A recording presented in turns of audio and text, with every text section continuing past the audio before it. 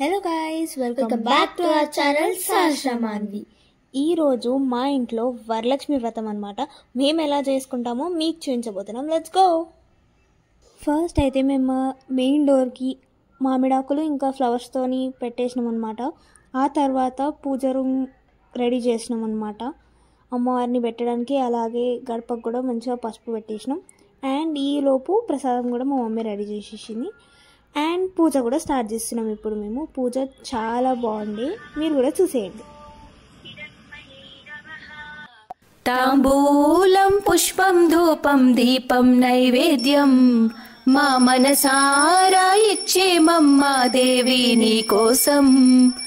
తాంబూలం పుష్పం ధూపం దీపం నైవేద్యం మా మనసారా ఇచ్చేమమ్మా దేవి.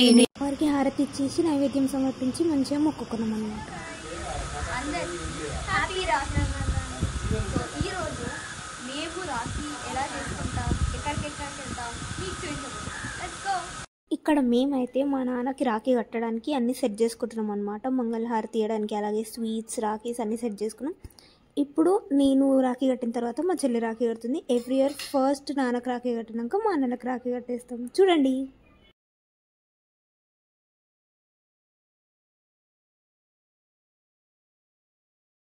సో ఇక్కడ నేను రాఖీ కడుతున్నాను అనమాట మా నాన్నకు ఫస్ట్.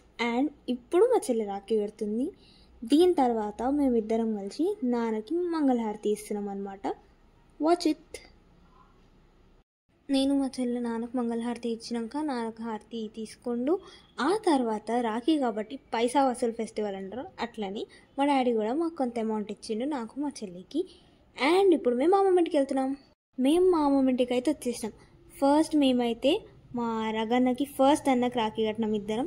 ఆ తర్వాత మా తమ్ముడు వచ్చిండు, వాడికి కూడా రాఖీ కట్టేసినాం అనమాట. వీడి తర్వాత లాస్ట్కి మా ఇంకొక అన్న కూడా రాఖీ కట్టేసినాం అనమాట మేము. సో దీని తర్వాత మేము కజిన్స్ అందరం కొద్దిసేపు కూర్చొని మాట్లాడుకొని we came back to our house and thank you for watching this vlog.